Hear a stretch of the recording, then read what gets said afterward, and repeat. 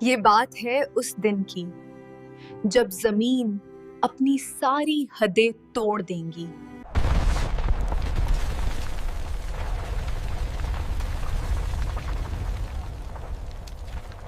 یہ بات ہے اس منظر کی جب بڑے بڑے پہاڑوں کی ہستی کپاس کے گولوں کی طرح اڑ جائیں گی.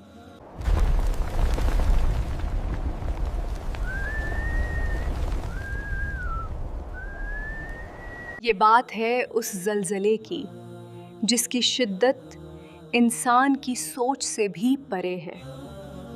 یا اللہ، یہ زمین تھم کیوں نہیں رہی؟ یہ کیا ہو رہا ہے؟ کیا آپ نے کبھی سوچا ہے کہ جب زمین پھٹے گی تو وہ صرف ملبہ باہر نہیں پھینکے گی بلکہ وہ گواہی دے گی؟ محمد کہتے ہیں ایک دن یہ زمین گواہی دے گی.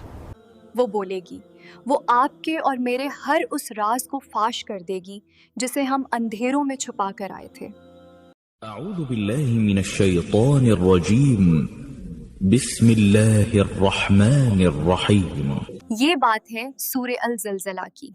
ہماری سوسائٹی میں اکثر ہم اسے بس ایک چھوٹی سورت سمجھ کر پڑھ لیتے ہیں، لیکن کیا ہم جانتے ہیں کہ یہ سورت مشرکین مکہ کے ان بڑے بڑے سرداروں کے سینوں میں خوف پیدا کرنے کے لیے آئی تھی جو قیامت کا مذاق اڑاتے تھے؟ آج کی اس ویڈیو میں ہم جانیں گے اس سورت کے پیچھے کی تاریخ، وہ خوفناک منظر، اور 1400 سال بعد آج ہماری زندگی میں اس کا کیا سبق ہے.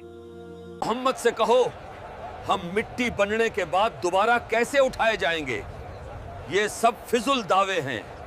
اسکالرز کہتے ہیں کہ سورہ الزلزلہ مکہ کے اس دور میں نازل ہوئی جب اسلام کا پیغام سن کر مکہ کے مشرک یہ سوال کرتے تھے، دیکھ رہے ہو ولید، یہ کہتے ہیں کہ ایک دن یہ زمین پھٹ جائے گی اور ہم سب دوبارہ زندہ کیے جائیں گے. ارے بھائی، اذا زلزلت الارض زلزالها. پہلی آیت، جب زمین اپنی پوری شدت کے ساتھ ہلا دی جائے گی.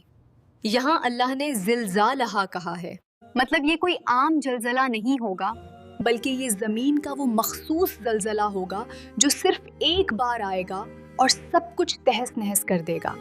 اخرجت الارض اثقالها. دوسری آیت، اور زمین اپنے سارے بوجھ باہر نکال پھینکے گی. مفسرین کہتے ہیں کہ اس بوجھ کا مطلب دو چیزیں ہیں. پہلا، انسانوں کی لاشیں جو صدیوں سے دفن ہیں. دوسرا، وہ خزانے اور وہ قتل کے راز جو زمین نے چھپا رکھے تھے. محمد کہتے ہیں ایک دن یہ زمین گواہی دے گی. ہمارا ہر ایک عمل اس مٹی میں محفوظ ہے. وقال الانسان ما لها. تیسری آیت، انسان اس دن پاگل ہو جائے گا. وہ چلائے گا، اسے کیا ہو گیا ہے؟ یہ زمین تھم کیوں نہیں رہی؟ یا اللہ، یہ زمین تھم کیوں نہیں رہی؟ یہ کیا ہو رہا ہے؟ يومئذ تحدث اخبارها. چوتھی آیت سب سے پاورفل ہے، اس دن زمین اپنی خبریں بیان کرے گی. حضرت ابو ہریرہ سے روایت ہے کہ اللہ کے نبی صلی اللہ علیہ وسلم نے پوچھا، کیا تم جانتے ہو زمین کی خبریں کیا ہیں؟ صحابہ نے کہا، اللہ اور اس کا رسول بہتر جانتے ہیں. آپ صلی اللہ علیہ وسلم نے فرمایا، زمین کی خبریں یہ ہیں کہ وہ ہر اس انسان کے خلاف گواہی دے گی جس نے اس کی پیٹھ پر جو بھی عمل کیا ہوگا. وہ کہے گی کہ فلاں دن فلاں جگہ اس نے یہ کام کیا تھا.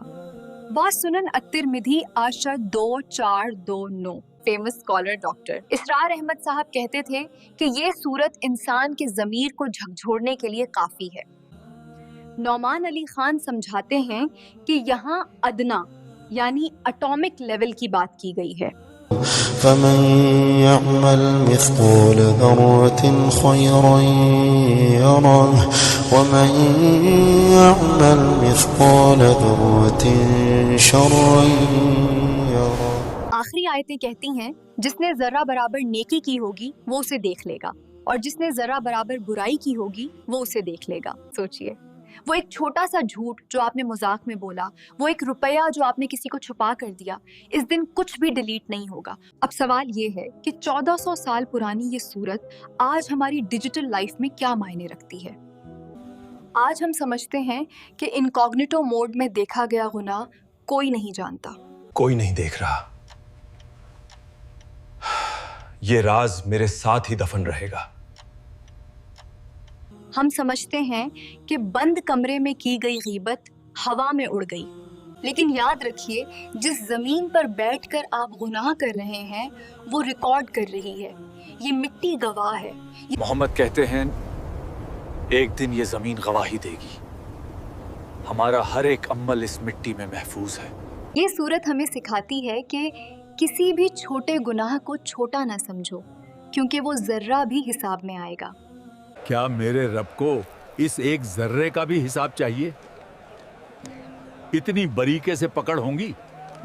اور کسی بھی چھوٹی نیکی کو بیکار نہ سمجھو، راستے سے پتھر ہٹانا یا کسی کو دیکھ کر مسکرانا بھی اس دن آپ کے کام آ سکتا ہے۔ حضرت عائشہ سے روایت ہے کہ نبی صلی اللہ علیہ وسلم نے فرمایا، اے عائشہ، ان گناہوں سے بچو جنہیں چھوٹا سمجھا جاتا ہے، کیونکہ اللہ کی طرف سے ان کا بھی پیچھا کرنے والا موجود ہے۔